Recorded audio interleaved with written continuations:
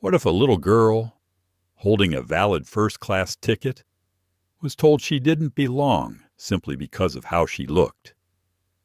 12-year-old Naomi Carter walked onto an Aurora Airlines flight with excitement in her heart, ready to visit her grandmother. Instead, she was met with disbelief and humiliation from a flight attendant who questioned her right to sit in seat 2A. Naomi was alone, vulnerable, and treated as if she were an intruder in a world meant only for others. But what that flight attendant didn't know was this: Naomi's father, Marcus Carter, wasn't just any passenger's parent. He was the powerful, fiercely private CEO who owned Aurora Airlines itself. And when a father's quiet fury collides with injustice, the skies themselves shift. This isn't just a story about a boarding pass. It's about prejudice, dignity, and the fight to transform humiliation into a movement for change.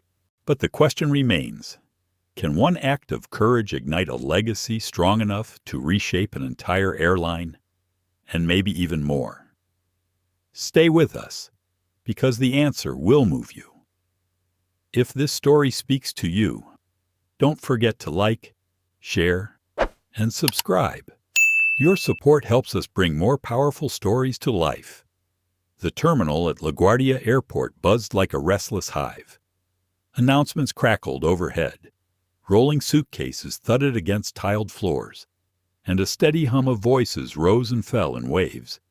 In the middle of it all, Naomi Carter stood with her backpack straps pulled tight against her shoulders, clutching a gleaming boarding pass between her fingers.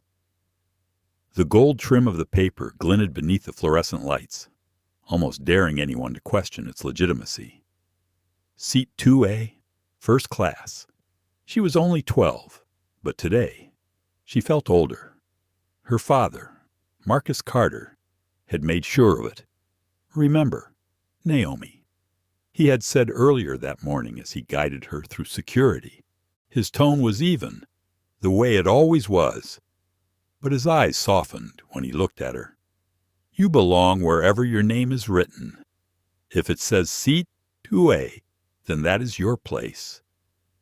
Naomi had nodded, her stomach twisting with a nervous energy she couldn't name. She had flown plenty of times before, but always with her father or her grandmother. This was her very first time flying alone. And Marcus Carter wasn't just any father. He was the founder and CEO of Aurora Airlines, the very company operating the flight she was about to board. The irony of the situation wasn't lost on Naomi. She knew her dad wasn't the type to flaunt power or talk about status. He believed in privacy, in staying out of the spotlight. His face rarely appeared in magazines or newspapers, though his company's name did. He had built Aurora Airlines from a modest regional carrier into a global powerhouse, not by chasing headlines, but by making relentless, precise decisions behind the scenes. Still, Naomi carried the Carter name like a secret badge of honor. She never used it as a weapon, but it gave her a quiet confidence, or at least, she thought it did. As she now stood at gate C-27 waiting for priority boarding to be called, the confidence felt thin. Her sneakers, scuffed from gym class and a summer spent playing outside, squeaked against the polished floor. Around her, men in tailored suits tapped on sleek laptops. Women in designer dresses balanced coffees and leather totes. And children her age tugged at the hands of nannies or parents who looked distracted but present. Naomi's heart beat faster when the announcement finally came. Aurora Airlines. Flight 612 to Chicago is now boarding our first-class cabin. First-class passengers, please proceed to the boarding lane. This was her cue. She inhaled, exhaled, and stepped forward. The red carpet laid out in front of the boarding door felt both inviting and intimidating. Each step made her conscious of her sneakers again, of her jeans and her hoodie clothes. Her father said we're perfectly fine, but clothes that made her look different from the polished passengers drifting ahead of her. The boarding door was manned by a woman with perfect posture and a smile that looked as though it had been rehearsed in a mirror. Her blonde hair was swept into a flawless bun, her navy uniform pressed to perfection. The name tag pinned to her jacket read, Victoria Lang, first-class attendant. "Good afternoon," Victoria said, her voice warm, her eyes scanning the boarding passes of the people before Naomi with quick, efficient precision. She smiled wider at a businessman in a silver tie, offered a gracious nod to a couple in their 60s. Then her gaze landed on Naomi. The warmth cooled. Naomi extended her boarding pass, her small hand steady but her throat suddenly dry. "Seat 2A," she said quietly, almost as if reminding herself. Victoria's eyes flicked down at the pass, then back up at Naomi. The smile held, but the corners of her lips tightened. "First class, sweetheart?" she asked, her tone still wrapped in politeness but dipped in something heavier. "Yes, ma'am," Naomi answered, her voice steady though her pulse thundered in her ears. Victoria accepted the boarding pass but lingered on it longer than necessary, her gaze tracing Naomi's name. Then she looked up again, eyes narrowing just slightly. "Are you traveling alone?" "Yes," Naomi replied, forcing herself to sound certain. "I'm going to visit my grandmother in Chicago." Victoria's smile barely shifted, but the pause stretched. "That's unusual," she said softly. "Why don't you wait just a moment while I check with the gate agent?" She gestured Naomi toward the side, an alcove near the boarding door where she would be out of the way. Passengers flowed past, their conversations a blur. Some glanced at her curiously. Others simply ignored her. Naomi stepped aside, her cheeks hot. She tightened her grip on her backpack straps, feeling suddenly smaller than she had just minutes ago. Her father's words echoed faintly in her head. "You belong wherever your name is written." But the look in Victoria's eyes made her doubt herself. She could call him. She could pull out her phone right now, tap his name, and he would answer on the first ring. But Marcus Carter had been clear he wanted her to handle this flight on her own. He trusted her. Did she trust herself enough to insist she was right? Her stomach churned. From her position, Naomi could see Victoria greeting the next passengers with bright, easy smiles, ushering them through without hesitation. She watched a man in an expensive watch, a woman in heels clicking confidently on the carpet, a family with 2 toddlers who were fussing with snacks, all welcomed with grace. When Victoria returned to her, her smile had thinned further. "I haven't heard back from the gate yet," she said. Her voice dipped in sugar but heavy with finality.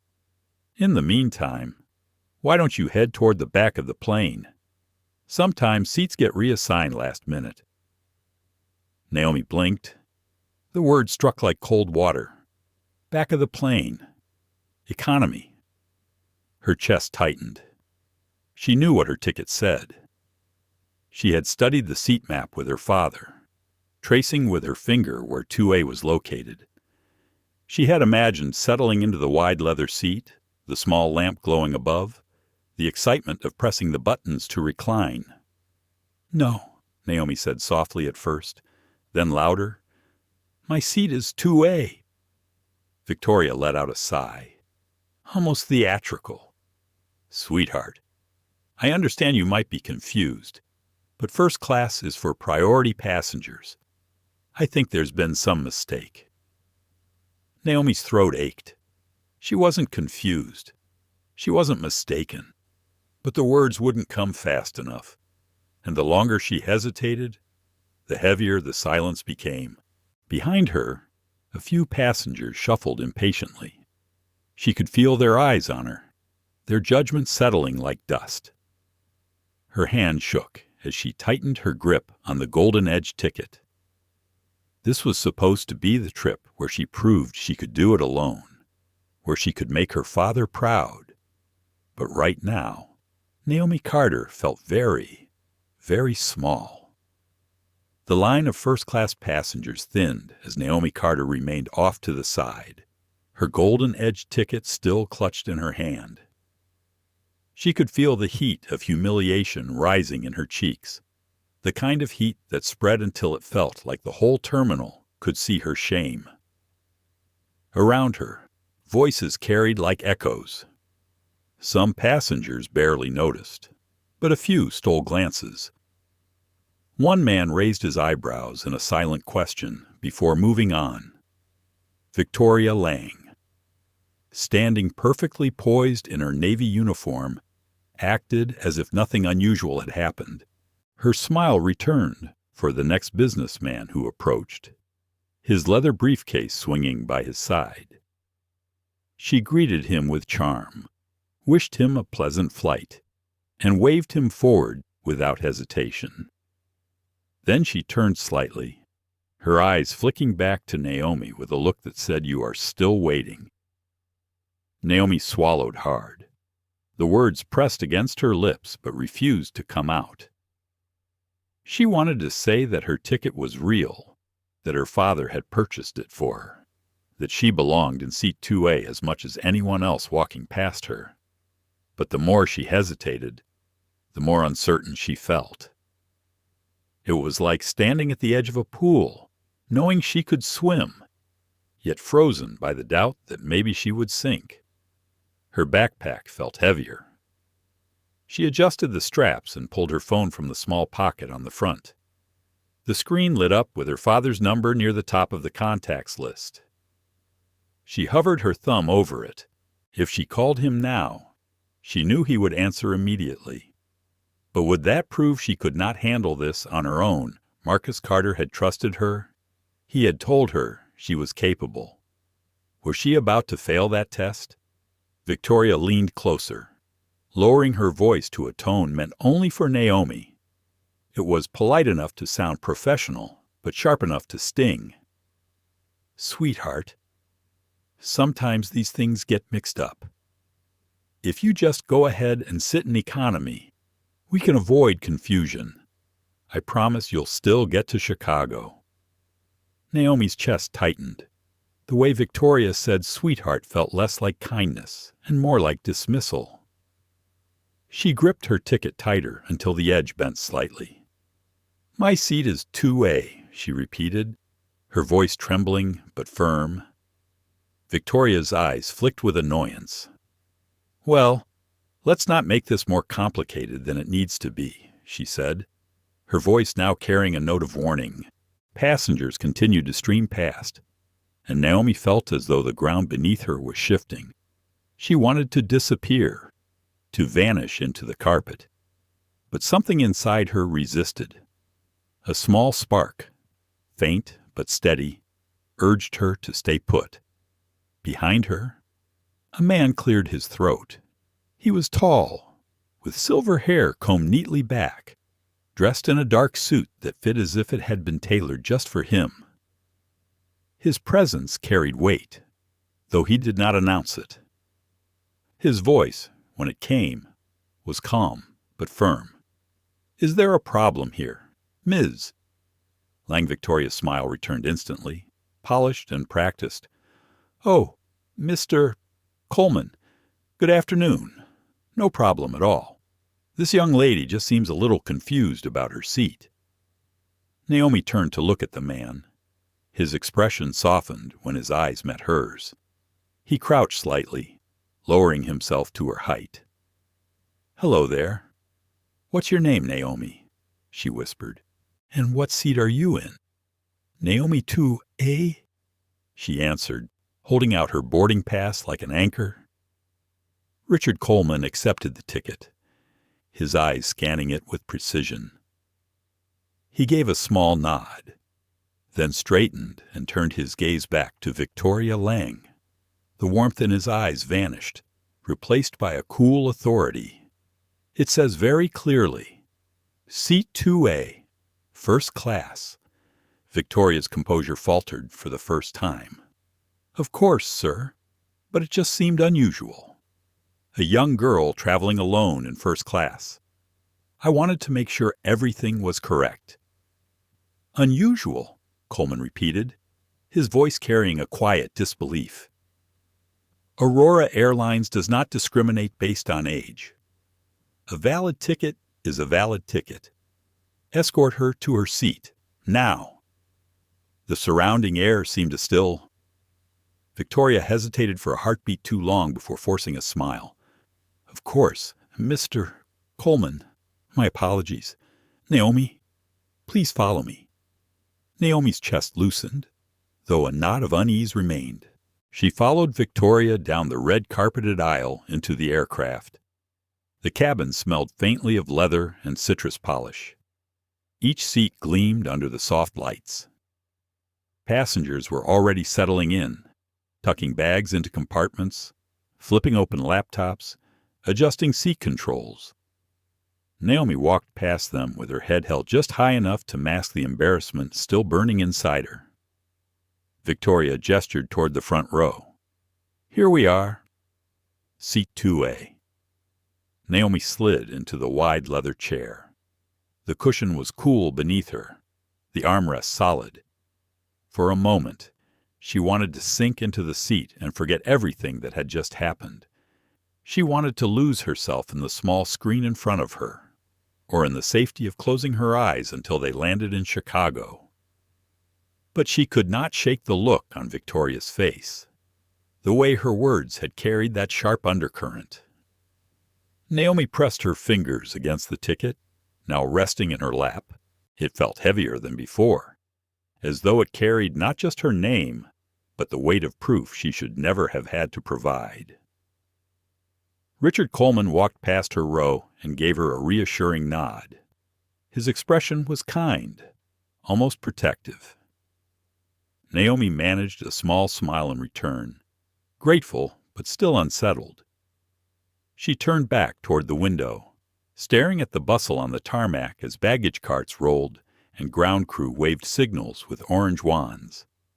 Her thoughts circled. Why did she feel as if she had done something wrong when all she had done was present the seat she had been given? Why did she feel guilty for belonging where she was meant to be? Victoria returned to the front of the cabin.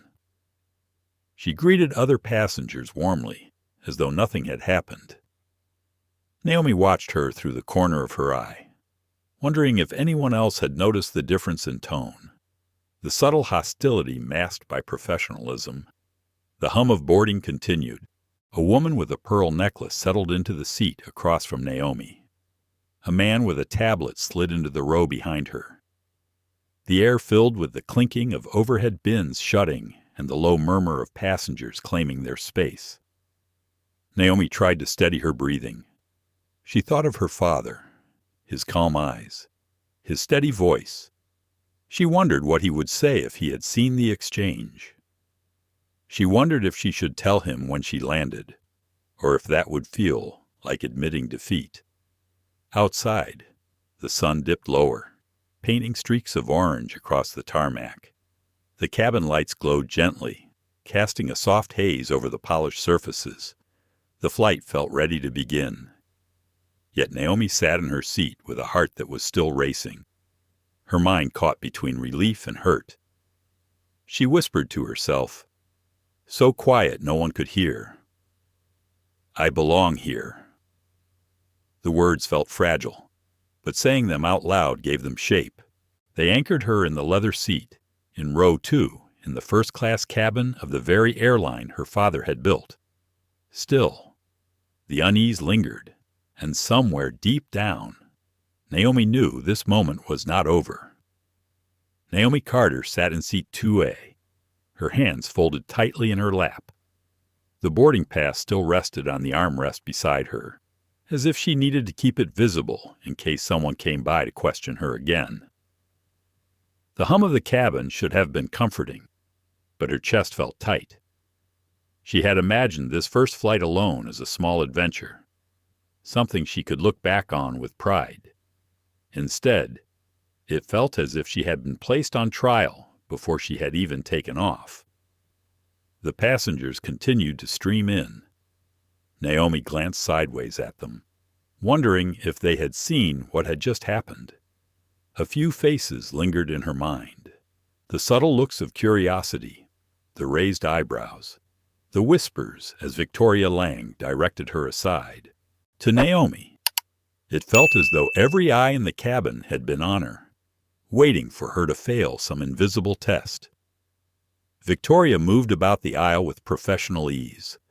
Her posture never wavered. Her voice was even, but there was something hollow in her warmth. She bent toward a man in a tailored suit and offered to hang his jacket. She smiled broadly at a woman arranging a stack of magazines. She even crouched to hand a toy to a small boy traveling with his parents. To them, she was gracious. To Naomi, she had been something else entirely. Naomi pressed her palms against the cool leather seat. She told herself she should be relieved. After all, Richard Coleman had stepped in. He had confirmed her seat. He had forced Victoria to lead her here. The ordeal was over, wasn't it? But deep down, Naomi knew it wasn't. She could still feel the weight of the flight attendant's eyes, the disbelief that had carried through every word. The boarding door closed with a muted thud. The flight crew moved efficiently, giving final instructions and checking compartments. A soft chime filled the cabin, and the captain's voice came over the intercom, calm and practiced. He welcomed the passengers to Aurora Airlines Flight 612 to Chicago, spoke of expected flight time, weather conditions, and the promise of a smooth journey. His words faded into background noise for Naomi. Her thoughts were louder. She wondered what would have happened if Richard Coleman had not been there. Would Victoria have sent her to economy despite the clear lettering on her ticket? Would she have been forced to sit in a place that was not hers, simply because she looked too young or too ordinary to belong in the front of the plane? Her throat tightened at the thought. She remembered her father's words again, the ones that had sounded so strong in the terminal. You belong wherever your name is written. Yet here she was, sitting in the very seat that bore her name, and she still felt as though she had to prove it. The engines roared to life. The vibration traveled through the floor, humming in Naomi's shoes. She tried to distract herself by looking out the window. The runway lights stretched like glowing veins in the darkening sky. The plane began to taxi, the weight shifting under her as the cabin tilted. Still, she could not shake the lingering sting of humiliation. As the flight climbed, Naomi reached into her backpack and pulled out her journal. The cover was soft blue, the corners bent from being carried around all year. She opened it to a blank page and pressed the pen to the paper. She did not know what to write at first, but the words spilled out before she could stop them. They don't believe me. They don't think I belong. I had the ticket, but it didn't matter.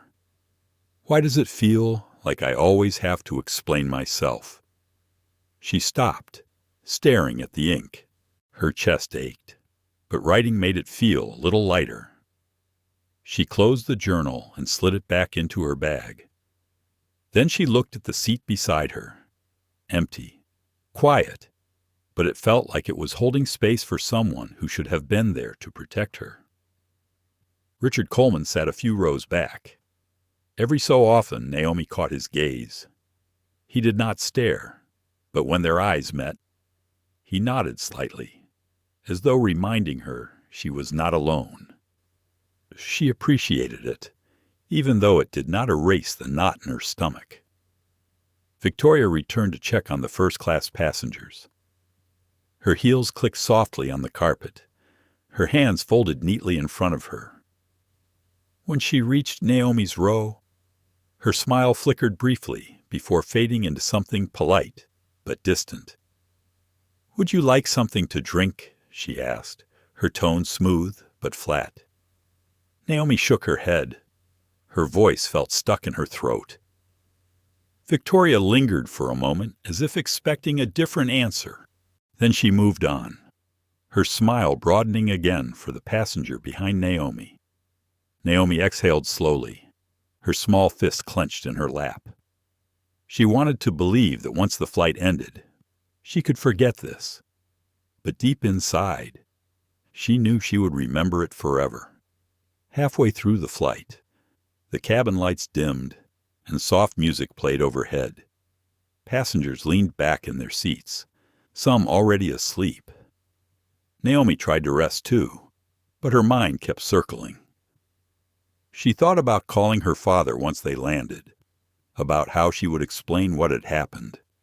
Would he be angry? Would he blame her for not insisting louder? Or would he be furious at the way she had been treated? Her chest tightened again. Marcus Carter had always taught her to carry herself with quiet strength. He never raised his voice, but his decisions carried weight. He told her that dignity mattered more than pride, that power should be used carefully. Naomi wondered if she had lived up to that lesson today. She had tried to speak up, but her voice had trembled. Was that strength, or was that weakness? She curled against the window, staring at the stars outside. The sky stretched endlessly, a dark ocean scattered with points of light. It made her feel small, but in a way that was almost comforting. The world was vast, and she was just one girl in it. Maybe the looks, the whispers, the humiliation would not matter in the grand scale of things. Yet in her heart, it still hurt. Toward the end of the flight, Victoria passed through once more with landing cards and instructions. Her voice carried easily, smooth and commanding. Naomi noticed how the other passengers smiled at her, how they seemed grateful for her assistance. To them, Victoria Lang was the perfect attendant. To Naomi, she was the woman who had tried to erase her seat, her place, her right to belong. When the plane touched down in Chicago, the wheels screeched against the runway, and the cabin jolted with the force of arrival. Naomi gripped the armrest until her knuckles whitened. Relief washed through her when the plane slowed, but the knot in her chest remained. Passengers stood quickly, pulling bags from the compartments, eager to leave. Naomi stayed seated, waiting for the rush to pass. She watched as Victoria helped others with their belongings, her voice cheerful once more. When she reached Naomi's row, she said, "Hope you had a pleasant flight." Naomi looked at her, the words heavy on her tongue. She wanted to say something back, something sharp, but all that came out was a quiet, "Thank you." Victoria moved on. Naomi rose slowly, her backpack slung over her shoulder. She walked down the aisle, past the curious stares of passengers who had witnessed pieces of the earlier exchange. The air in the jet bridge felt cooler, sharper against her skin. She stepped forward, her heart racing. Waiting just beyond the gate was a woman with kind eyes and silver streaks in her hair. Her arms already open, Helen Carter, her grandmother, pulled Naomi into a warm embrace. The scent of lavender clung to her clothes, steadying Naomi's heart. "You made it," Helen whispered. Naomi nodded, pressing her face against her grandmother's shoulder. For a moment, the humiliation faded into the background. For a moment, she felt safe again. But she also knew the story of what had happened on Flight 612 was not finished. Richard Coleman remained in his seat a few rows behind Naomi Carter as the aircraft rolled to the gate. He had watched the entire flight with a quiet, steady gaze, not because he distrusted Naomi's ability to handle herself, but because he knew that children often carried burdens adults underestimated. He had seen it in the courtroom countless times, when young voices were overlooked, silenced, or dismissed simply because they lacked the weight of age. Now, As he rose with the other passengers, Richard kept an eye on Naomi. She moved slowly, shoulders slightly hunched, as if trying to shield herself from curious glances. Her small backpack seemed to drag her down more than it should. He felt a stir of anger beneath his calm exterior. It was not the fiery anger of youth, but the slow burn of a man who had seen too much injustice go unchecked.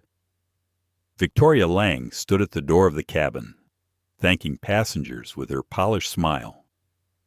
When Naomi reached her, Richard noticed the flight attendant's words. "Hope you had a pleasant flight," she said, her voice bright but hollow. Naomi's reply was barely audible. Then she moved into the jet bridge where her grandmother was waiting. Richard lingered a moment longer, watching the reunion.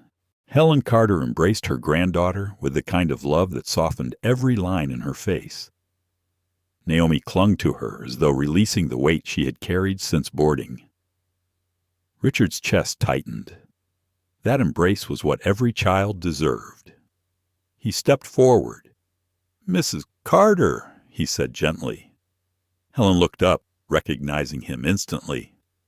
"Richard," she replied, her tone warm but tinged with surprise. "What a pleasant surprise. Were you on this flight? Richard said. He glanced at Naomi, who leaned against her grandmother, her eyes tired but relieved. "And I saw something I believe Marcus should know." Helen's expression shifted. Concern clouded her features. She tightened her hold on Naomi's shoulder. "Tell me." "Not here," Richard replied softly, nodding toward the bustling terminal. "Let's get her settled first." They walked together through the terminal, the crowd swirling around them. Naomi said little, and Richard did not press her. He knew the silence of a child often spoke louder than their words. By the time Helen's car carried them away from the airport, Richard had already typed a message to Marcus Carter. It was brief.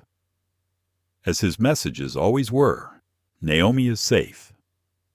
There was an incident on board. I will call you tonight. Across the country, in his office overlooking the Manhattan skyline. Marcus Carter's phone buzzed. He excused himself from a conference call, his eyes narrowing as he read the words. Richard was not a man given to exaggeration. If he called something an incident, it carried weight. Marcus dialed immediately. Richard answered on the first ring.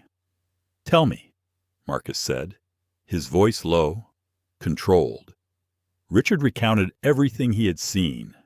Victoria Lang's skepticism, her attempt to redirect Naomi to the back of the plane, the humiliation of being asked to step aside while others passed. He described Naomi's trembling voice, her insistence that her seat was two-way, the weariness that had clung to her even as she finally sat in her rightful place. Marcus listened in silence. His jaw tightened. His hand, resting on the desk, curled slowly into a fist. "I intervened," Richard continued. "I made it clear she was to be seated where she belonged. But Marcus, she should never have needed me. Not on your airline. Not anywhere." There was a pause. The only sound was the faint hum of the city through Marcus's window. "My daughter was humiliated," Marcus said at last. His tone was steady, but beneath it lay steel. "On the airline I built, by one of my employees." "Yes," Richard confirmed, and it cut her deeply. She held her ground, but I saw the way it weighed on her. "Marcus, she is strong, but she is still 12. Marcus closed his eyes briefly. He pictured Naomi at the terminal that morning, her backpack slung over her shoulders, her smile small but excited. He remembered the way she had promised to call him as soon as she landed. He had let her go because he believed she was ready, but he had not imagined she would be forced to defend her right to exist in a seat she already owned. "Thank you, Richard," Marcus said. "I will take it from here." When the call ended, Marcus sat still for a long moment. He stared at the skyline, the glass towers glinting in the fading light. His mind turned over the details, sharp and relentless. He thought of Naomi's small hands holding the ticket. He thought of the flight attendant's dismissive words. And he thought of the values upon which he had built Aurora Airlines: excellence, integrity, respect. Those words were engraved in brass outside the company headquarters. They were more than slogans. They were principles Marcus lived by. And now, those principles had been betrayed, not by a stranger, not by a competitor, but by someone wearing the uniform of his airline.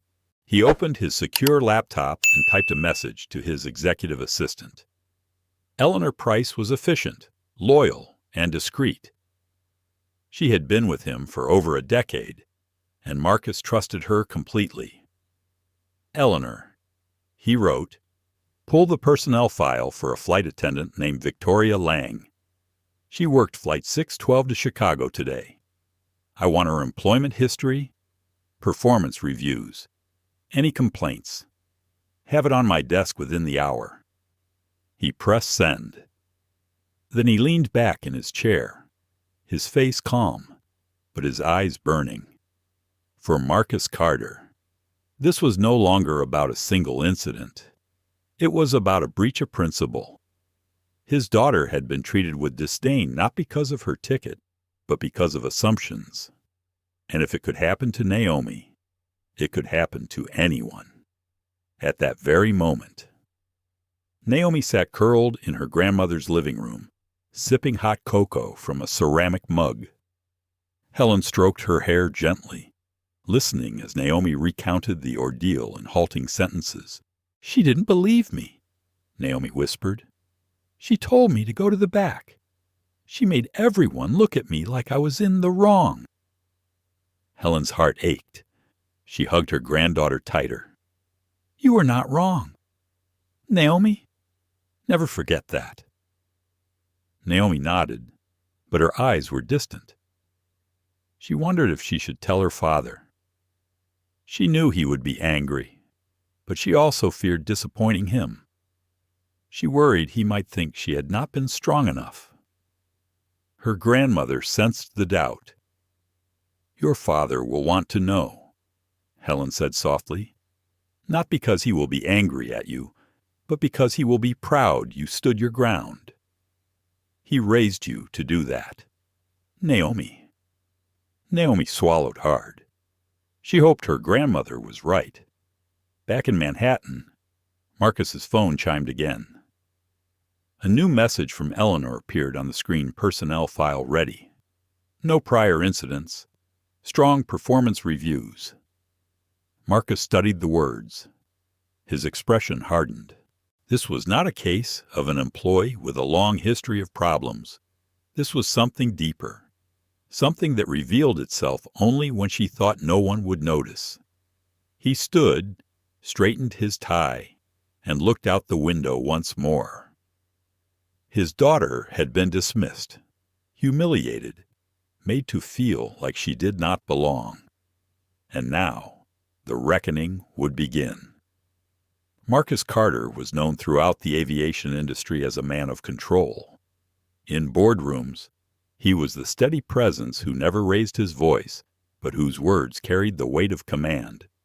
To his employees, he was both distant and exacting, a leader who demanded excellence but rewarded loyalty. Tonight, though, as he returned to his penthouse office high above the Hudson River, he was no longer only a CEO. He was a father. The city lights glittered below like 1,000 restless stars. Marcus moved with deliberate calm, though inside him churned a fury he had spent years learning to master. He removed his jacket, draped it across the back of his chair, and sat down. Eleanor Price entered quietly, a thick folder in her hands. I pulled everything on Victoria Lang, she said, her voice steady. Marcus gestured for her to sit. He opened the file and skimmed the pages, his sharp eyes absorbing details with relentless focus. Victoria's employment history stretched back 8 years. Her performance reviews were glowing. Supervisors had called her punctual, professional, attentive. She had been commended twice for service excellence by passengers who wrote letters praising her demeanor. Not a single formal complaint marred the record. Marcus closed the folder. His jaw clenched. "Interesting," he said. "On paper, she is perfect, yet she humiliated my daughter." Eleanor lowered her eyes. She had worked with Marcus long enough to recognize the undercurrent in his tone. This was not about paperwork. This was about something far more personal. "Should I initiate a formal complaint review?" she asked. "No," Marcus replied, his voice sharp but calm. "I will handle this myself." He rose from his chair and walked to the wide window. His reflection in the glass stared back at him, a man in his late 40s, silver at his temples, eyes that carried both pride and fatigue. He thought of Naomi's face, her quiet determination when she insisted on seat 2A. He thought of her trembling voice. He thought of the fact that she had nearly been pushed aside on the airline he built, the company that bore his values. That alone was unacceptable. He turned back to Eleanor. "Schedule an emergency meeting with the executive team tomorrow morning. I want every senior leader present. In-flight services, human resources, customer relations, operations, no exceptions." Eleanor nodded. "What shall I tell them?" "Tell them," Marcus said, "that we are about to redefine what this airline stands for." That night, Marcus barely slept. He walked the apartment, restless, his mind circling the same questions. How many other passengers had been treated as Naomi had? How many had been too intimidated to speak up? Had bias and arrogance wormed their way into the culture he had worked so hard to build? At dawn, he stood on the balcony overlooking the river, a cup of black coffee cooling in his hand. He thought of Naomi again, asleep at her grandmother's house, unaware of the storm her experience had unleashed. He vowed she would never have to feel that kind of dismissal again. By 9 o'clock, the top-floor conference room of Aurora Airlines headquarters was filled. The executives sat around the long mahogany table, their faces tense. They knew Marcus well enough to understand that when he called a meeting of this urgency, something serious had happened. Marcus entered without preamble. He set the folder containing Victoria Lang's file on the table. He looked at each executive in turn, his gaze unwavering. "Yesterday," he began, his voice calm but laced with authority, "my daughter boarded Flight 612 to Chicago. She held a valid first-class ticket, seat 2A, and yet she was humiliated. A flight attendant dismissed her, questioned her ticket, implied she did not belong. She was told to step aside, told perhaps she should sit in economy." The silence in the room was palpable. The executives shifted uneasily. "My daughter is 12 years old," Marcus continued. "She is intelligent, poised, and more resilient than many adults I know. But she should never have had to prove her worth on one of my aircraft. She should never have been made to feel small. And if this could happen to her, it can happen to anyone." He let the words hang in the air. The weight of them settled over the table. Robert Finley, head of in-flight services, cleared his throat. "Mr. Carter, this is deeply troubling. If you give the order, I will ensure disciplinary action is taken immediately against the flight attendant in question." Marcus fixed him with a stare. "This is not just about one attendant. Robert, do you understand? This is about the culture of this airline, about whether we allow subtle prejudice to exist unchecked in our cabins." Robert swallowed and nodded. Marcus turned his attention to Sarah Lou, head of human resources. How many complaints of discrimination have we received in the past 2 years? Sarah hesitated.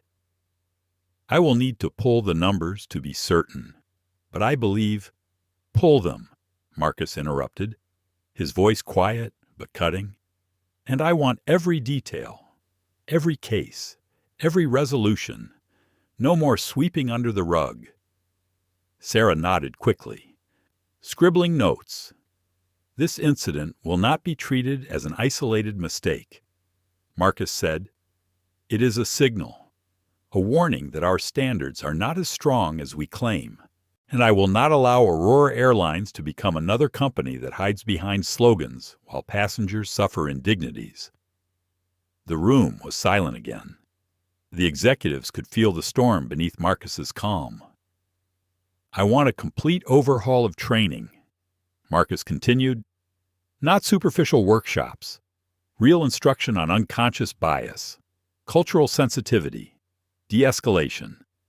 I want our crew to understand what respect looks like, not only in words, but in practice.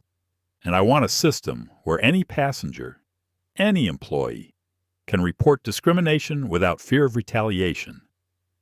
Robert Finley shifted again. This will be costly. To redesign training, to retrain thousands of employees, Marcus cut him off. The cost of inaction is higher. His eyes were hard, unyielding. The cost of silence is a stain that never fades. I will not let my daughter's humiliation be a footnote in this company's history. It will be the turning point. He leaned forward, his hands on the table. Effective immediately. Victoria Lang is suspended. Her case will be reviewed in person, by me, and every executive in this room will treat this as a priority. If you do not share this vision, if you think this is simply about one little girl and one bad interaction, then this is not the company for you. The message was clear. No one spoke. Marcus straightened. That will be all. The executives filed out, murmuring among themselves. Marcus remained alone in the conference room, staring out the wide windows at the planes taxiing on the runways beyond. Each aircraft bore the Aurora logo, a symbol he had once believed stood for excellence and respect. Now, he knew, that meaning had to be rebuilt. His phone buzzed on the table. A message from Richard Coleman appeared. Naomi is with Helen. She is quiet, but she will be all right. Marcus allowed himself a single breath of relief. Then he typed a reply. Thank you, Richard. Change begins now. The boardroom smelled faintly of polished oak and expensive coffee. Morning light filtered through the tall windows, casting sharp, geometric shadows across the long table. Marcus Carter arrived first, his presence commanding the room even before anyone else had entered. By the time the executive team filed in, he was already standing, arms crossed, staring at the skyline as though searching for answers within the city itself.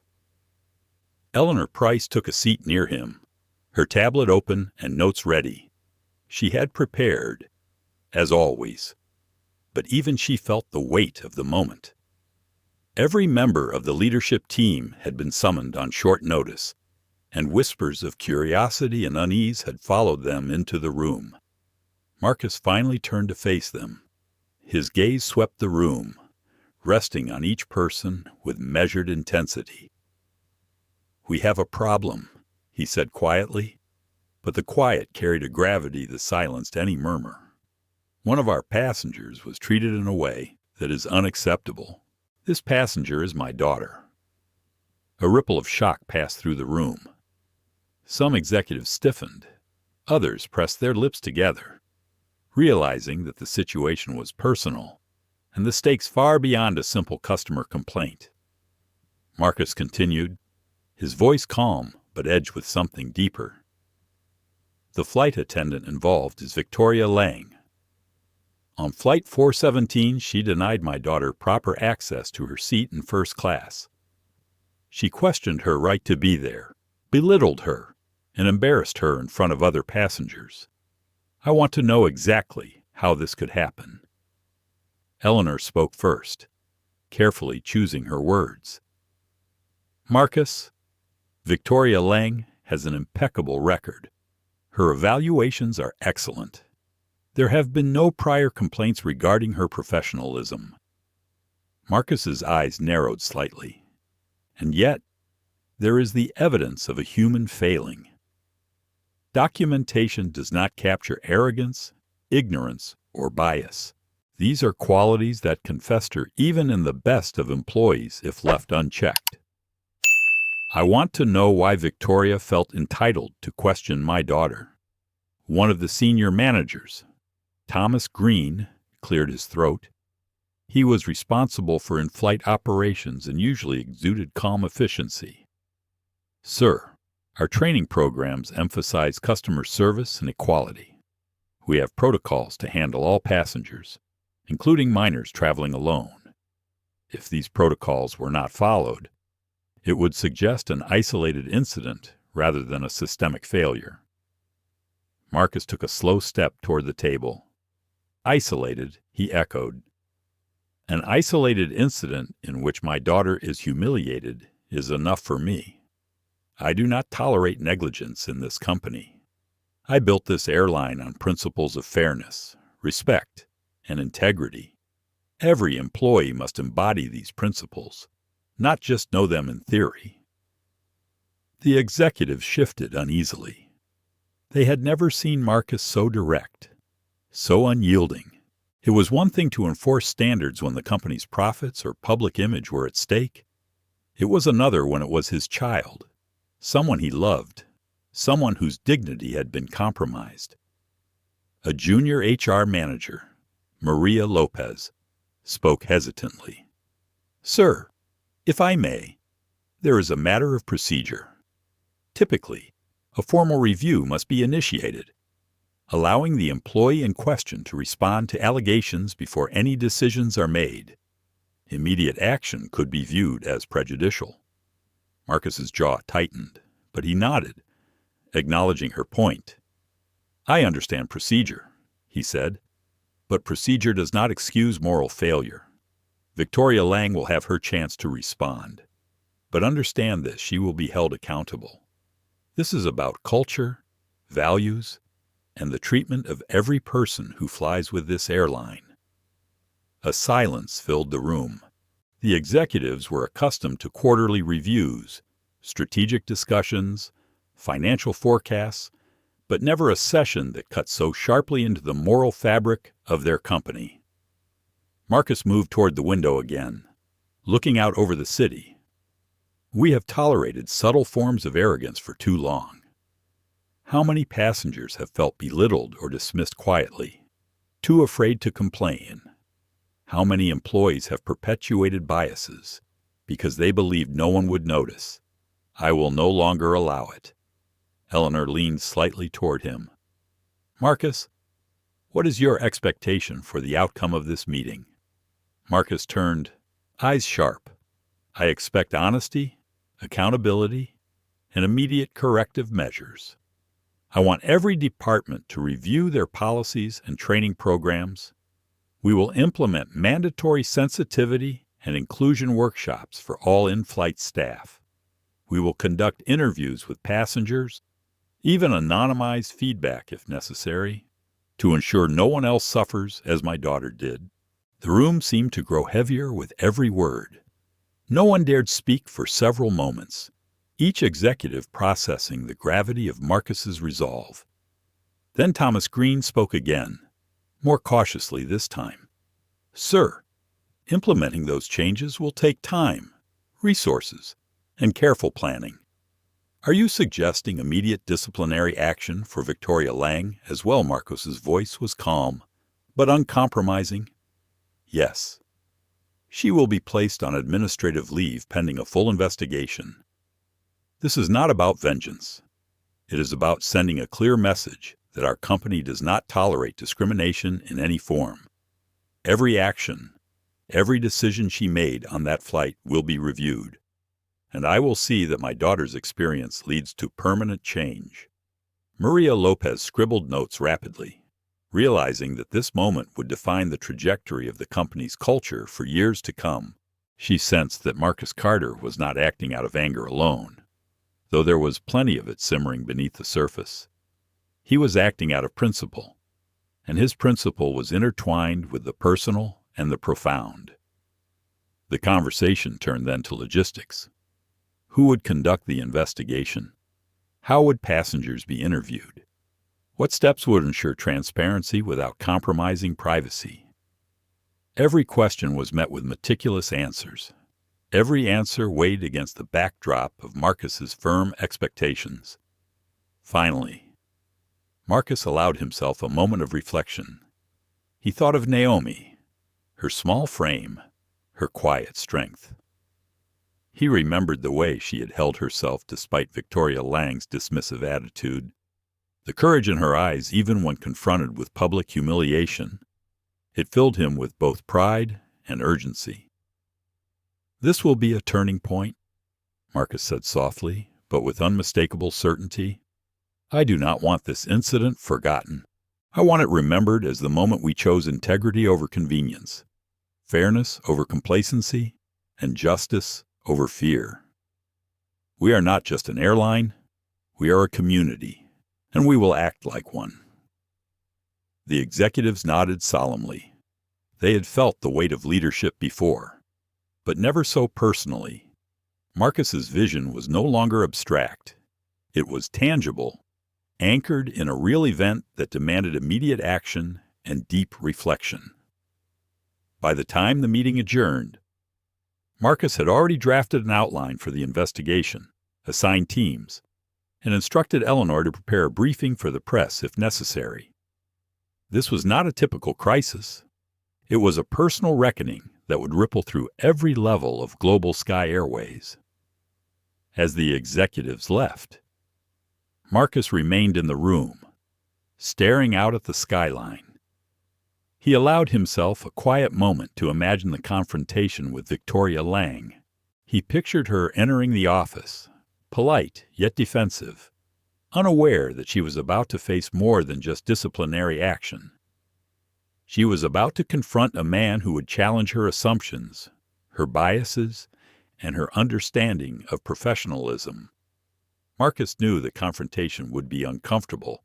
It might even be painful, but it was necessary for Naomi, for every passenger, and for the soul of the airline he had built.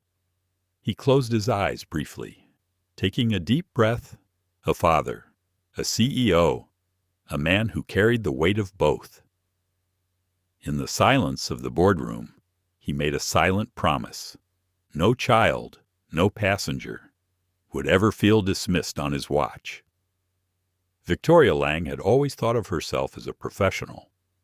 For 8 years she had worn the Navy uniform of Aurora Airlines with pride, perfecting her smile, memorizing safety procedures until they were second nature, and balancing trays of champagne as if they were extensions of her own hands. She had never missed a shift.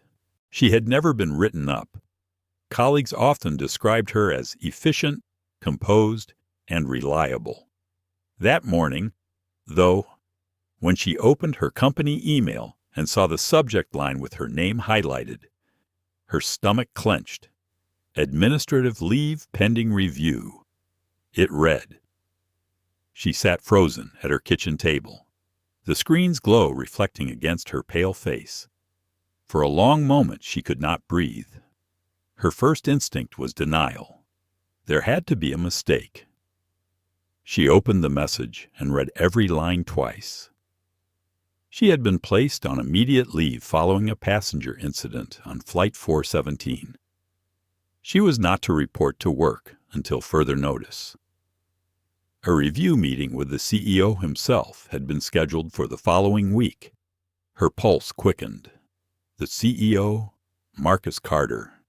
She had never met him, though his presence loomed large in the company's culture. To most employees, he was a distant but respected figure, known for his precise standards and his refusal to tolerate mediocrity. The idea that she would have to sit across from him filled her with dread. Victoria tried to replay the incident in her mind. A young girl at the gate, ticket in hand, sneakers scuffed, voice soft but insistent. Victoria remembered the moment clearly. The girl had seemed out of place. Too young, too casual, too alone. Victoria had doubted the validity of her seat assignment, and without thinking, she had suggested the girl might belong elsewhere. She had told her to wait, to step aside, perhaps to take a seat in the back. At the time, it had felt like protecting the order of the cabin. First class was reserved for those who belonged there, those who understood the unspoken codes of refinement and privilege. But now, sitting alone at her kitchen table, Victoria realized how hollow that justification sounded. Her phone buzzed. It was a text from a colleague, Jenna, who had flown with her on multiple international routes. V. What happened? Word. Is you're in trouble. Something with a kid. Victoria hesitated before typing a response. It's overblown. Just a misunderstanding. I'll sort it out. But even as she pressed send, she knew the words were weak. Later that day, she tried to distract herself with errands. She walked through the aisles of a grocery store, pushing a cart mechanically, but her mind kept circling back to the moment on the jet bridge. She remembered the little girl's eyes, wide and uncertain, but also defiant. She remembered the passengers glancing over, some curious, some judgmental, and she remembered the man who had intervened, stepping forward with a voice that cut through her authority. Is there a problem here? Ms. Lange had asked. She had been caught off guard, her confidence shaken. At the time, she had felt irritation at being undermined. Now she realized that man had been Richard Coleman, a former judge. His word would carry weight. That evening, she poured herself a glass of wine and sat on her couch, staring at the darkened television. She whispered to herself, I didn't mean to hurt anyone. I was just doing my job. But deep down, she knew intent was not the issue. Perception, impact, dignity, these were the true measures. Her mind wandered back to her own childhood. She had been raised in a small Midwestern town where unspoken hierarchies shaped daily life. She remembered her mother reminding her to always look presentable, to always project confidence, to never let others think they belonged where she did not. Those lessons had etched themselves into her behavior. She had carried them into adulthood, into her job. She had thought she was upholding standards. Instead, she had inflicted harm. Sleep eluded her that night. Each time she closed her eyes, she saw the girl's face, Naomi Carter. She had not known her name then, but now it was written in the company notices and whispered in the crew lounges. The CEO's daughter. The weight of that realization crushed her chest. Days passed in a haze. Victoria avoided calls from colleagues. She scrolled endlessly through news articles, dreading the possibility that the story might leak. Aurora Airlines prided itself on discretion, but rumors traveled fast in the industry. Already, she had seen a vague mention in a trade blog. Unconfirmed reports suggest disciplinary action underway at Aurora following an incident involving a minor passenger in first class. Her heart pounded as she read the lines. She imagined her name attached next, her reputation unraveling with each repost, each comment. By the time the day of the meeting arrived, Victoria felt as though she had aged years. She chose her outfit carefully, settling on a conservative navy dress that mirrored the professionalism she wanted to project. She tied her hair neatly, applied minimal makeup, and stared at her reflection in the mirror. She practiced her lines under her breath. It was never my intention to cause harm. I was following protocol. I was concerned about an unaccompanied minor in first class. But as she spoke the words, they sounded hollow, even to her own ears. Protocol had become a shield, flimsy and transparent. She could already hear Marcus Carter's response: protocol does not excuse prejudice. The ride to headquarters felt endless. Her palms were damp, her breath shallow. She clutched her purse as if it were a lifeline. When she entered the gleaming glass tower of Aurora Airlines, the lobby seemed colder than she remembered. Employees passed her without a second glance, but she imagined their whispers trailing behind her. Eleanor Price met her at reception. The executive assistant's expression was unreadable, professional but not unkind. "Ms. Lang, thank you for coming. Mr. Carter will see you shortly." Victoria followed Eleanor through the halls, her heels clicking against the polished floor. Each step echoed like a countdown. They stopped outside a large wooden door. Eleanor knocked once, then opened it. Marcus Carter stood inside, tall and composed, his presence commanding even in silence. The city skyline stretched behind him, a reminder of his power and his reach. He gestured toward a chair across from his desk. "Ms. Lang," he said, his voice calm but firm. "Please, sit." Victoria's throat tightened. She lowered herself into the chair, her hands folded in her lap to stop them from trembling. She raised her eyes to meet his, but the weight of his gaze was almost unbearable. In that moment, she understood that this was not just a disciplinary meeting, it was a reckoning. The office was silent except for the faint hum of the city below. Marcus Carter remained standing for a long moment, his hands resting lightly on the back of his chair as he studied Victoria Lang. She sat across from him, back straight, eyes lowered, her fingers intertwined so tightly in her lap that her knuckles had turned pale. Finally, Marcus moved around the desk and sat down, his gaze never leaving her. "Miss Lang," he began, his tone even, "do you understand why you are here?" Victoria's throat felt dry. She cleared it softly. I believe it concerns an interaction I had with a passenger on Flight 417. "Not just a passenger," Marcus said, his eyes narrowing slightly. "My daughter, Naomi Carter, 12 years old, traveling alone, holding a valid first-class ticket. And yet, you chose to question her presence. You chose to dismiss her right to sit in a seat that was rightfully hers. You suggested she belonged in the back of the plane." The words were measured, not loud, but each one struck like a hammer. Victoria's breath caught. She had rehearsed responses, explanations about protocol and procedure, but under the weight of Marcus's gaze, they sounded fragile. "Mr. Carter," she began, her voice unsteady, "it was never my intention to offend your daughter." I was following. Marcus raised a hand, silencing her.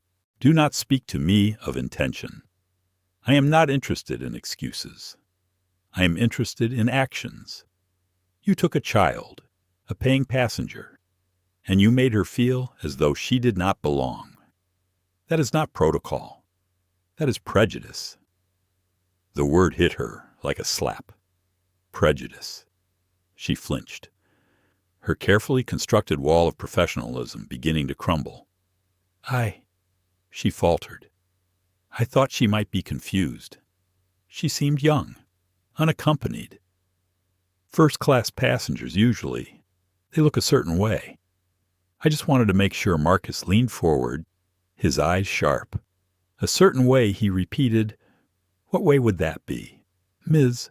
Lang, well-dressed, older, white?" The question hung heavy in the air. Victoria opened her mouth, then closed it again. She could not form an answer. "You see," Marcus continued, his voice low, "that is exactly the problem. You made a judgment not based on fact, but on assumption. My daughter's ticket bore her name, her seat number. That was all the proof you required. Yet you looked at her sneakers, her skin, her age, and decided she could not possibly belong where she was. That is not service. That is humiliation. Victoria's eyes burned, but she blinked back tears. She had faced angry passengers before, endured shouting, complaints, unreasonable demands. But this was different. This was not a customer with a missed connection or a spilled drink. This was the man who owned the airline, whose values she had betrayed, whose daughter she had wounded. "Mr. Carter, she whispered, then stopped. She realized anything she said now could either damn her further or reveal the truth she had long buried within herself. Marcus watched her carefully. "Speak honestly," he said. "Not to save yourself, but to face what you did." Her chest rose and fell as she took a shaky breath. "I judged her," she admitted softly. "I looked at her and thought she did not belong in first class. I thought she must have been mistaken. I did not trust the ticket in her hand. I let my assumptions guide me." The admission echoed through the room.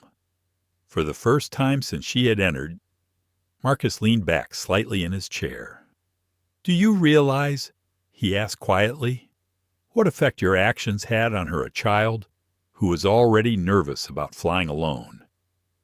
Do you understand how small, how unwelcome you made her feel?" Victoria swallowed hard. "I can imagine," she whispered. "No," Marcus said firmly.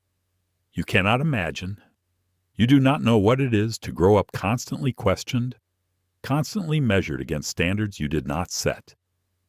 You do not know what it is to feel out of place in rooms you have earned your way into, only to be told you do not belong. My daughter lives with that reality, and on that day, you made it worse. You used your authority not to protect her, but to diminish her." Tears spilled now, unbidden, down Victoria's cheeks. She had thought herself fair, professional, unbiased. But his words tore away the illusion. She saw herself clearly, not as the composed attendant in a Navy uniform, but as the woman who had caused a little girl to doubt her place in the world. "I am sorry," she whispered, her voice breaking. "Truly, deeply sorry." Marcus' expression softened slightly, but only slightly. "Apologies are a beginning, not an end. This is not about punishment for its own sake. It is about accountability. Do you believe you can change?" She nodded quickly, desperately. "Yes. I want to. I will." Marcus studied her. He had dealt with countless employees over the years. Some were arrogant, blind to their failings. Others were fragile, easily broken under pressure. Victoria Lang was neither. She was flawed, yes, but he sensed a kernel of recognition within her, a painful awareness that could, if nurtured, lead to growth. "You will undergo retraining," Marcus said finally. "Not the standard workshops. Intensive sessions on bias, empathy, and service. You will meet with our diversity and inclusion consultants, and you will listen, truly listen, to the experiences of those who have felt what my daughter felt. And if you cannot or will not embrace this, then you will not remain at Aurora Airlines." Victoria nodded, relief mingling with shame. She had expected immediate termination. Instead, she had been given a chance, though one fraught with difficulty. Marcus leaned forward once more, his voice soft but unwavering. "Understand this. Ms. Lang, you are not being spared for your sake. You are being given this chance because every mistake in this company must become an opportunity for change. My daughter deserves that. Every passenger deserves that. If you fail again, there will be no second chance." Victoria bowed her head. "I understand. Silence filled the room, heavy but cleansing. Marcus finally stood. "You may go. Eleanor will provide the details of your retraining. Reflect on what happened. Ms. Lang." Reflection is the first step toward redemption. Victoria rose unsteadily to her feet. She looked at Marcus once more, her voice trembling. "Mr. Carter, thank you for not giving up on me." Marcus did not respond immediately. He simply inclined his head, then turned to the window, his gaze fixed on the planes taking off in the distance. As Victoria left the office, escorted by Eleanor, she felt a strange mix of humiliation and hope. The weight of her mistake remained heavy, but beneath it stirred something unfamiliar, the possibility of change. Back in his office, Marcus exhaled slowly. The confrontation had not erased the hurt Naomi endured, but it had planted a seed of accountability. He thought of her again, of her small hand clutching the golden ticket, of her resilience in the face of disdain. He would ensure she knew her worth was never to be questioned again. And so the reckoning had begun. The following week dawned gray and heavy over the city, the kind of morning that seemed to carry its own gravity. Marcus Carter arrived at Aurora Airlines headquarters earlier than usual. His mind had been restless all night, circling the same thought. Naomi had faced humiliation in a place where she should have felt secure. If it could happen to her, it could happen to any passenger. That realization drove him with an urgency that even his board of directors had never seen before. The boardroom filled slowly. Executives carried binders, laptops, and expressions that shifted between apprehension and resolve. The memory of the last meeting lingered. Everyone knew this was not going to be a standard strategy session about quarterly earnings or route expansions. This was something deeper.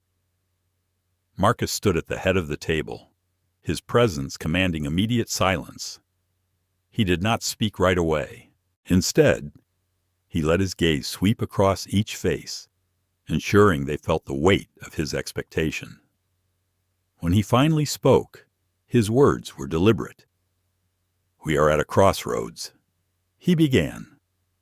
"Aurora Airlines cannot continue with business as usual. What happened on Flight 417 was not just an unfortunate incident. It was a mirror, showing us the cracks we have ignored for too long. A child, my child, was made to feel like an intruder on our aircraft. That is unacceptable, not only for her, but for every single passenger who has ever walked down our jet bridges." His voice dropped lower, carrying both intensity and gravity. This company was built on the promise of comfort, safety, and dignity. Somewhere along the way, some of us forgot what dignity truly means. Today, that ends. A murmur passed through the room, but no one interrupted. Marcus continued, "Effective immediately, Aurora Airlines will launch a complete cultural review. Not a memo, not a workshop, but a transformation. Every flight attendant, every gate agent, every manager will undergo retraining in bias awareness, empathy, and de-escalation. Performance evaluations will not be based solely on efficiency and compliance, but also on how well our employees uphold the humanity of those they serve." Thomas Green, the head of operations, leaned forward slightly. "Marcus, if I may, such a shift will require immense resources. Training thousands of employees across continents will be disruptive. Flights may need to be rescheduled, overtime allocated. We will need consultants, instructors, and time. There will be financial consequences." Marcus's gaze fixed on him. "The financial consequence of inaction is far greater. One incident like this, if public, could erode trust in ways numbers cannot measure. We will bear the cost, because we cannot afford not to. We are not merely transporting bodies from one city to another. We are entrusted with their dignity. That is priceless. Maria Lopez from HR nodded firmly. I support this, sir. It will take coordination, but we can design a curriculum that does more than tick boxes. We can challenge assumptions. We can teach empathy. Marcus allowed himself the faintest smile. Good. That is exactly what I want. Not lip service. Change. Eleanor Price interjected gently. Marcus, there is also the matter of narrative control. Whispers of the incident have already reached industry blogs.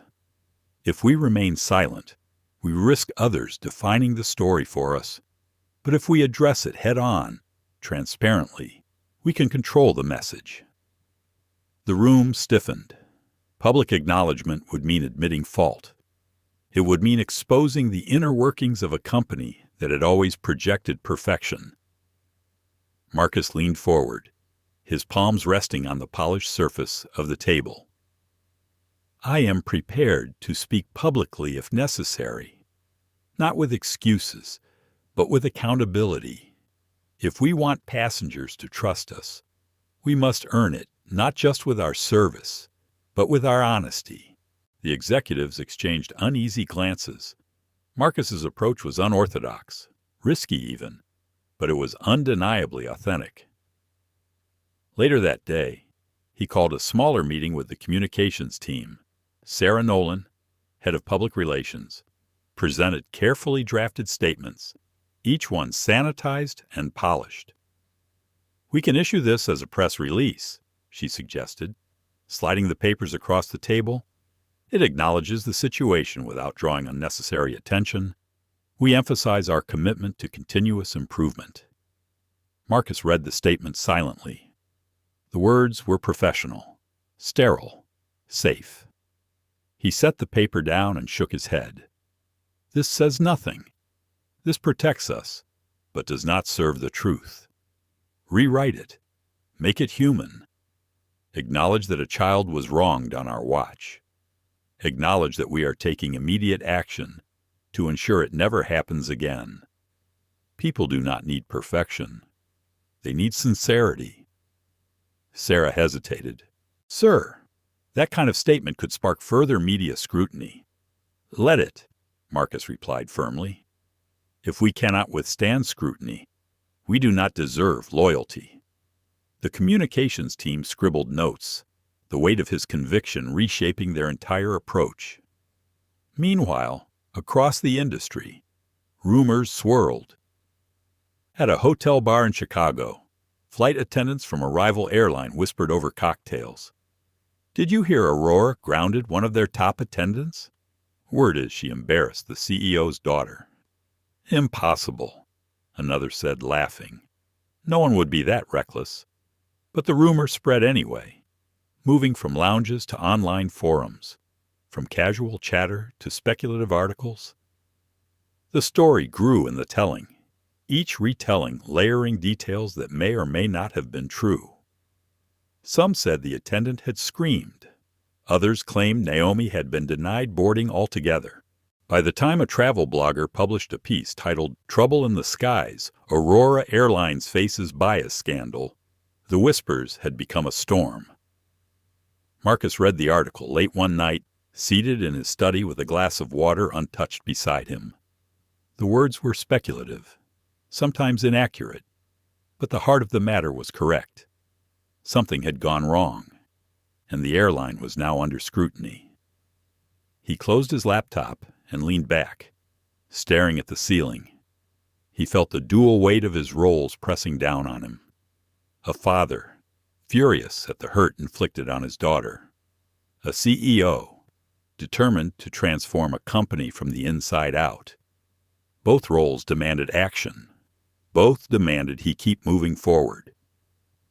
In the days that followed, he began meeting with employees directly. He visited crew lounges unannounced, listening to their stories.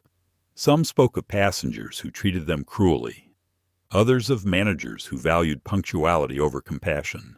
Many confessed that they too had seen colleagues make subtle judgments about who belonged where. The stories troubled Marcus deeply, but they also fueled his resolve. One evening, after such a visit, he called Naomi. Her voice was small on the other end of the line, still tinged with the innocence of childhood. "Dad," she asked, "why did that lady think I didn't belong?" His throat tightened. He had rehearsed answers in his mind, but none seemed adequate. "Because sometimes," he said softly, "people let their assumptions speak louder than the truth. But that was her mistake, not yours. You always belong, Naomi, always." There was a pause. Then her voice, steady. "Will you make sure it doesn't happen to other kids?" The question pierced him, simple yet profound. He closed his eyes. "Yes, sweetheart," he whispered. "I promise." When he hung up, he sat in silence, his heart heavy but resolute. He knew then that the changes he was pushing were not just corporate policies. They were a promise to his daughter and to every passenger who stepped onto one of his planes. That night, Marcus drafted what would become known as the Carter Directive, a document outlining Aurora Airlines' new cultural commitment. It was not written in legal jargon or corporate polish. It was written in plain, clear language. Every passenger, regardless of age, race, gender, or background, will be treated with dignity and respect. Every employee will be trained not just in service, but in empathy. Every failure will become an opportunity for accountability and growth. When the directive was finalized and distributed across the company, it was met with mixed reactions. Some employees embraced it wholeheartedly, proud to work for a company that stood so firmly for justice. Others muttered about overreach and political correctness. But the message was clear. The old ways were gone. A new standard had begun, and in the quiet of his office, Marcus Carter allowed himself a rare moment of relief. For the first time since Flight 417, he felt the beginnings of redemption. The first tabloid headline landed like a thunderclap.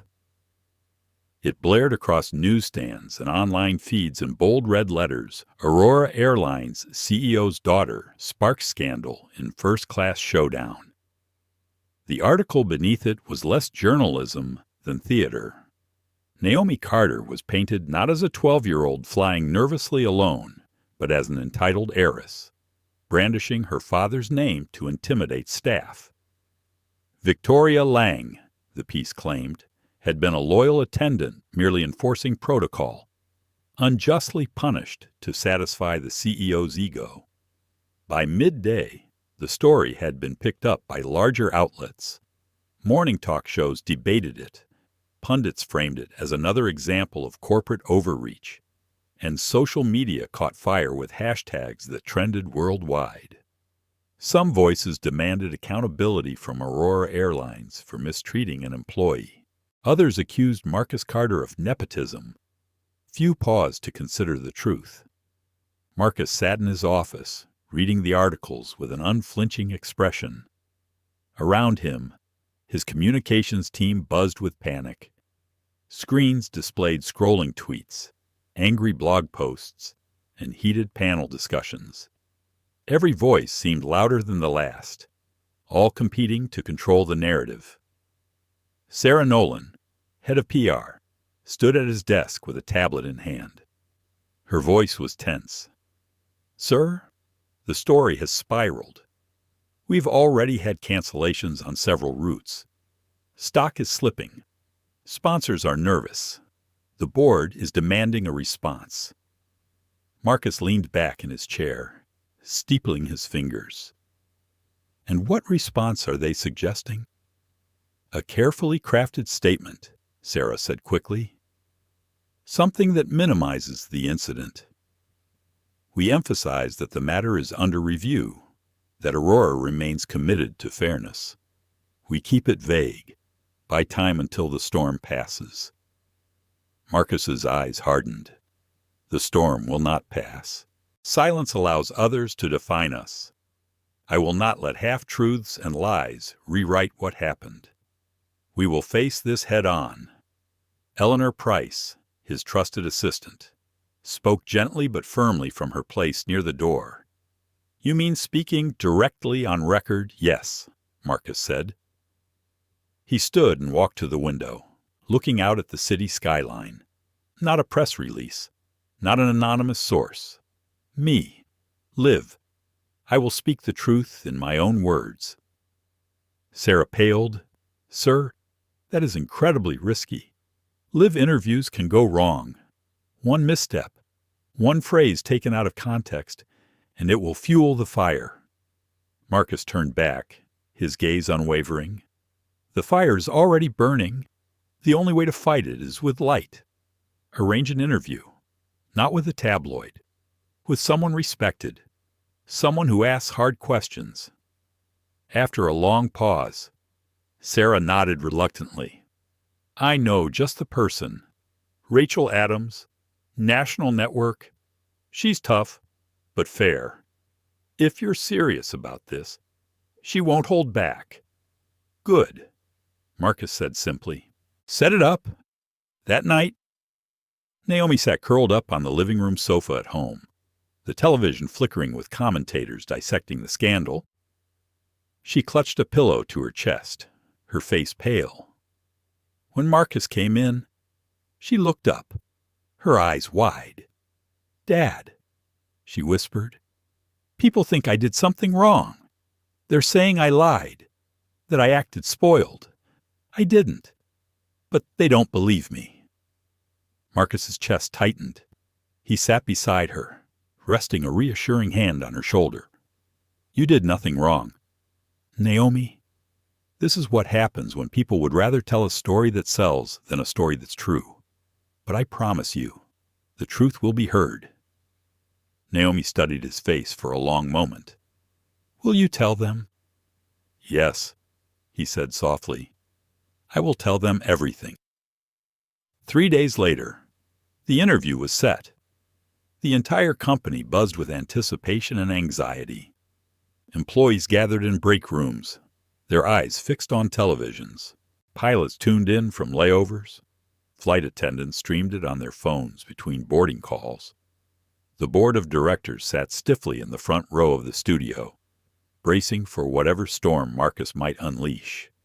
The studio lights were harsh, the cameras merciless. Marcus sat across from Rachel Adams, who wasted no time. Mr. Carter, she began, her voice sharp. The public wants answers. Did you fire a loyal flight attendant simply because she questioned your daughter's seat assignment? Marcus met her gaze calmly. No. Rachel, I disciplined an employee because she humiliated a child who held a valid ticket. My daughter was treated as though she did not belong, not because of her ticket, but because of assumptions made about her. That is unacceptable, whether the child was mine or anyone else's. Rachel leaned forward. Critics say this was a minor misunderstanding. They claim you used your power to crush an employee's career for personal reasons. How do you respond? Marcus's voice was steady, deliberate. There is nothing minor about telling a child she does not belong. There is nothing minor about dismissing a paying passenger because of prejudice. And as for power, I do not use it to protect my family's pride. I use it to protect the values this company was built on. If an employee cannot uphold those values, they cannot serve our passengers. The studio was silent for a beat. Then Rachel pressed further. Why should the public believe you? Why not assume this is corporate spin? Marcus nodded once, as though expecting the challenge. He gestured to the screen behind them. Because I am releasing the security footage from that flight. No editing, no commentary. Just the truth. The footage rolled. Black and white video from the jet bridge filled the screen. Viewers saw Naomi approach with her ticket in hand. They saw Victoria Lang stop her, frown, and gesture her aside. They saw other passengers glide through effortlessly while Naomi stood alone, her small frame shrinking against the wall. And finally, they saw Richard Coleman step forward, intervening, his voice raised in Naomi's defense. The video needed no narration. It spoke for itself. When the footage ended, Rachel turned back to Marcus, her expression softened but still probing. "Some will say you've destroyed a woman's career over a single mistake." Marcus's reply was quiet, but powerful.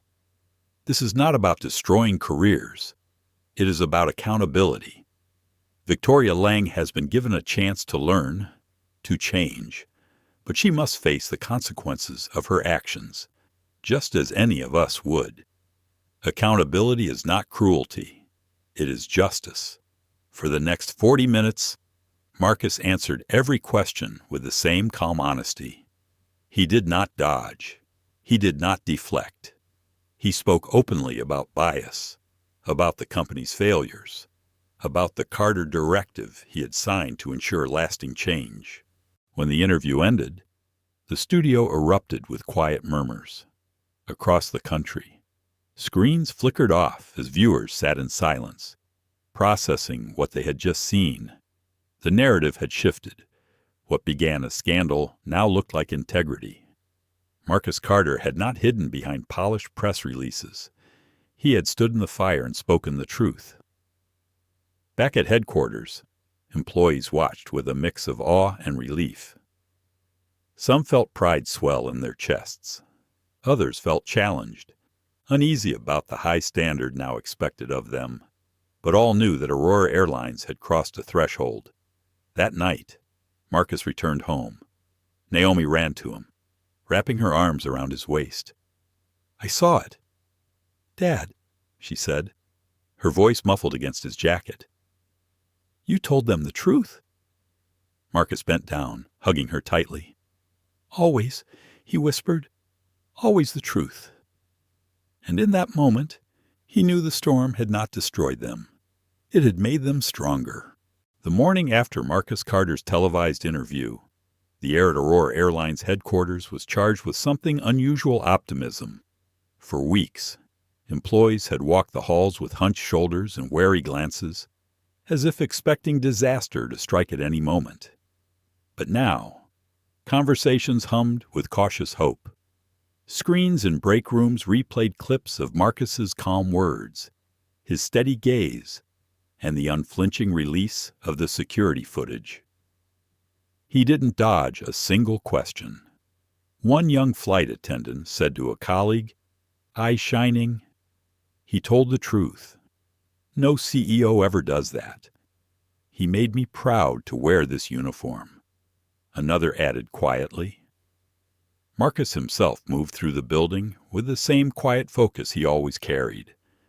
He accepted brief congratulations, but deflected praise. "The work isn't finished," he reminded them. One interview does not fix a culture. Change comes from what we do next. But as the employees celebrated this moment of victory, not everyone shared the sentiment. In the quieter corners of the industry, resentment brewed. One such corner was a dimly lit cafe on the outskirts of Dallas, where Victoria Lang sat hunched over a cup of coffee. Her uniform was gone, replaced by plain clothes that did little to soften her sharp features. Across from her sat a man named Leonard Briggs, a former ground supervisor who had been dismissed months earlier under the new Aurora Standard Training reforms. His bitterness clung to him like a second skin. "They ruined you just like they ruined me," Leonard said, his voice low and edged with contempt. "And all because Marcus Carter wants to play saint of the skies. He thinks he can humiliate us, discard us, and get away with it." Victoria's fingers tightened around her cup. The interview had played again and again on every screen she passed. Each broadcast another reminder of her fall from grace. She had watched as her name became shorthand for prejudice, her career reduced to a cautionary tale. I gave 20 years to that airline, she muttered. And for what? To be branded a bigot because I asked a question. It wasn't prejudice. It was protocol. Leonard leaned closer, his voice conspiratorial. They don't care about protocol anymore. They care about appearances. Carter needed someone to sacrifice to prove his point. You and I, we were expendable. Victoria's eyes flicked up, hard with suppressed fury. What do you want, Leonard? He smiled thinly. What we all want, justice, or at least balance. And I know people, journalists, influencers, who would love to hear the other side of the story, the truth as we lived it. Victoria hesitated. She had avoided speaking to the media thus far, hoping to salvage some shred of her reputation, but bitterness gnawed at her, whispering that silence only made her look guilty. Across the country, similar murmurs echoed among a small group of former employees who had resisted the Carter directive. Some dismissed quietly with severance. Others pushed into early retirement. They now found themselves united by resentment. Their complaints filled anonymous forums and shadowy blogs. They called Marcus a tyrant, Naomi an entitled child, and the Aurora Standard a woke script forced down their throats. Inside Aurora headquarters, Marcus knew resistance was inevitable. He sat in his office late at night. Reports spread across his desk. Eleanor Price entered with her usual quiet grace, setting down a fresh stack of employee feedback surveys. Some of them are struggling with the changes, she said softly. Not everyone is adapting easily. There's resistance subtle, but real. Marcus rubbed his temples, exhaustion etched in the lines of his face. I expected that. Culture doesn't change overnight, but we must hold steady. If we bend now, the cracks will only widen. Eleanor studied him for a moment. And you, Marcus, how long can you hold steady without breaking yourself? He gave a tired smile. As long as Naomi needs me to. At that same moment, Naomi sat in her bedroom, her laptop open as she scrolled through messages. Many were supportive strangers thanking her for being brave, for enduring humiliation no child should face. But sprinkled among them were cruel words, typed by faceless critics hiding behind screens, entitled Brat, Daddy's Little Princess. She probably staged it for attention. Naomi's throat tightened. She closed the laptop and pulled her knees to her chest. She wanted to believe her father's words, that the truth would prevail, but the cruelty still stung. For a long time, she sat in silence, staring at the glow of her nightstand lamp. Downstairs, Marcus found her later, her eyes red. He crouched beside her chair, his heart heavy. They don't know you, he said quietly. They don't see you the way I do. Let their words pass like smoke. Naomi looked at him, her voice trembling. What if they never stop? He cupped her hand in his. Then we keep standing, because the truth doesn't stop either. Days turned into weeks. The public response to Marcus's interview stabilized Aurora Airline's reputation. Passenger confidence rebounded, and bookings began to rise again. The Carter directive became more than a policy. It became a rallying cry. Employees wore pins with the words Aurora Standard etched in silver. Training sessions filled with honest conversations, some painful, some inspiring. Yet, in the shadows, Leonard and his small coalition worked quietly. They funneled twisted narratives to fringe websites. They painted Marcus as a manipulator, Naomi as spoiled, and the Aurora Standard as corporate brainwashing. At first, their voices were faint echoes, drowned out by the roar of public support. But slowly, steadily, they began to find an audience among those eager to resist change. One evening, Marcus received an email flagged urgent. It contained a link to an article on an obscure but rapidly growing site. The headline read, "Behind the Curtain. The Truth. Marcus Carter doesn't want you to know." The piece was a patchwork of half-truths and outright lies, quoting anonymous sources and misrepresenting events. Marcus read it carefully, his face expressionless. When he finished, he forwarded it to Eleanor with a single note. "Monitor this. Do not engage yet." Eleanor entered his office minutes later. "You're not going to respond." "Not yet," Marcus said. "If we respond to every shadow, we give it light. We save our voice for when it matters." But inside, a knot of unease tightened in his chest. He knew this was not over. Resistance had found its footing. The next battle was coming. That night, after Naomi had gone to bed, Marcus stood alone in the backyard, staring up at the dark sweep of the sky. Aircraft lights blinked faintly against the stars, each one a reminder of the lives entrusted to his company. He thought of the promise he had made to Naomi to make sure no child ever felt what she had felt. But he also knew promises came at a cost. The higher he climbed, the more forces there would be determined to pull him down. He straightened his shoulders, inhaling the cool night air. The storm was quiet now, but he could hear the rumble on the horizon. And Marcus Carter had no intention of backing down. The attack came on a Monday morning. Aurora Airlines had just announced record bookings since the scandal, its reputation slowly healing.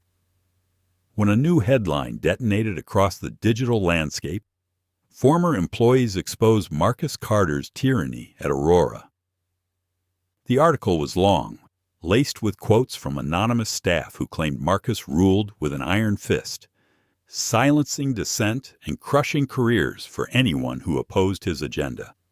It alleged Naomi had thrown her weight around during the flight, demanding special treatment while other passengers looked on. The piece was sensational, crafted to wound. Photos of Naomi at school were stolen from social media, pasted alongside captions calling her the Princess of Privilege. Marcus's face appeared in dark, shadowy edits, as though he were some ruthless monarch rather than a businessman. By noon, the article had been shared millions of times. TV pundits revived their debates. Online forums lit up with vitriol. The resistance had found its sharpest weapon yet. Inside Aurora headquarters, silence reigned. Sarah Nolan, head of PR, paced the conference room. Eleanor Price sat at the table, her expression grave. Across from them, Marcus read the article from beginning to end without a flicker of emotion. Finally, Sarah broke the silence. "This is coordinated. They've pulled together every grievance, every fired employee, every whisper. If we ignore it, it festers. If we respond poorly, we validate it. What do?" Marcus set down his tablet. "We do the same thing we did before. We tell the truth.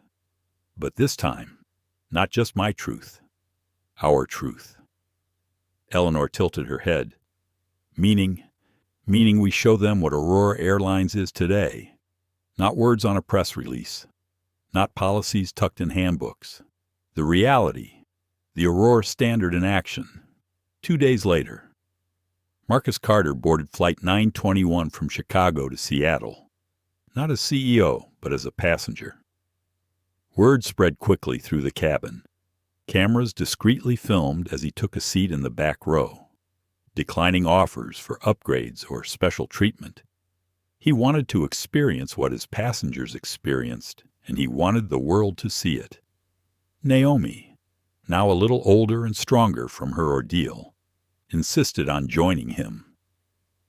"If they're going to talk about me," she said firmly, "then I'll show them who I really am." The flight unfolded like any other, but under the spotlight. Small moments shone brighter. A flight attendant patiently helped a nervous traveler with limited English find his seat. Another knelt to reassure a mother struggling with 2 crying children. The purser moved calmly down the aisle, answering questions with warmth instead of irritation. Naomi sat quietly, watching, her heart swelling with something she couldn't quite name. This was not the airline she had met in fear months ago. This was something new, something better. When the plane landed in Seattle, Marcus allowed cameras into the debrief. He stood in front of the crew, Naomi at his side, and addressed the gathered press. "You have heard the accusations," he said calmly, "that Aurora Airlines is a tyranny, that my daughter is a spoiled child, that our reforms are a charade. Today you saw the truth, not my version, not theirs. The truth in every smile, every act of patience, every moment of respect on this flight. That is the Aurora standard. It is not perfect. It will stumble, as we all do, but it is real, and it is worth defending." He paused, letting the words settle. Then he added, "If you doubt me, don't take my word. Ask the passengers. Ask the employees. They are the proof." One by one, passengers stepped forward. A teacher who had been rerouted after a cancellation spoke of the kindness she received. A businessman praised the calm professionalism during turbulence. Even the nervous traveler, speaking through a translator app, smiled and said simply, "They cared." The story shifted again. Within hours, news outlets that had fueled the smear campaign now carried clips of Marcus's speech and testimonials from passengers. Naomi, standing quietly beside her father, became a symbol of resilience rather than entitlement. The resistance faltered. Leonard Briggs tried to fan the flames with another article, but the wind had changed. Public opinion no longer trusted bitter ex-employees over the lived experiences of real passengers. Victoria Lang, who had reluctantly agreed to speak on camera, broke down halfway through her interview and admitted she had been wrong. Her tearful confession sealed the resistance's fate. Back at headquarters, employees gathered in the atrium as Marcus returned from Seattle. Applause erupted. Not orchestrated, but spontaneous. He raised his hand to quiet them. "This was not my victory," he said, his voice steady. "This was yours. Every attendant who smiled when it was hard. Every agent who chose patience over anger. Every pilot who treated each passenger as more than a seat number. You are Aurora Airlines. You are the reason we stand taller today. Hold on to that. Protect it. Because the Aurora Standard is not a policy. It is us." Naomi stood at the edge of the crowd, her heart pounding. She watched her father command the room, not with arrogance but with conviction. For the first time, she understood the weight he carried, not just for her, but for thousands of strangers who stepped onto his planes each day. Later that night, father and daughter sat together on the porch of their home. The air was cool, the stars scattered like diamonds above them. Naomi leaned her head against Marcus's shoulder. "Dad," she whispered, "I was so scared when it all started. I thought maybe they'd never believe us. But now, it feels different." Marcus kissed the top of her head. "That's because truth has weight. Naomi, lies are loud, but truth endures." She was quiet for a moment. "Do you think people will ever stop judging by what they see first?" Marcus sighed softly. "Not entirely, but if enough of us keep standing, keep showing kindness, keep demanding better, then slowly, the world shifts. That's what this is about. Not just you, not just me, everyone." Naomi smiled faintly. "Then I want to help. Not just watch. I want to be part of it." Marcus turned, studying her face, no longer the frightened child clutching a golden ticket, but a young woman with fire in her eyes. He felt a surge of pride. "And you will," he said, "in your own way, in your own time. The sky is wide, Naomi. There's room for you to soar." The days ahead were not without challenges. There were still critics, still setbacks, still the endless work of holding a company accountable to its promises. But Aurora Airlines moved forward, stronger than before. Its culture transformed not by slogans, but by lived conviction. And in the years that followed, passengers would come to know something subtle but profound, that when they stepped onto an Aurora flight, they were seen, valued, and respected. That, in those narrow aisles and cramped seats, dignity mattered. It became the legacy of Marcus Carter. But more importantly, it became the legacy of Naomi, the girl who had once been told she did not belong. Now the living reminder that everyone does. Naomi Carter's journey reminds us that injustice can strike in the most ordinary of places.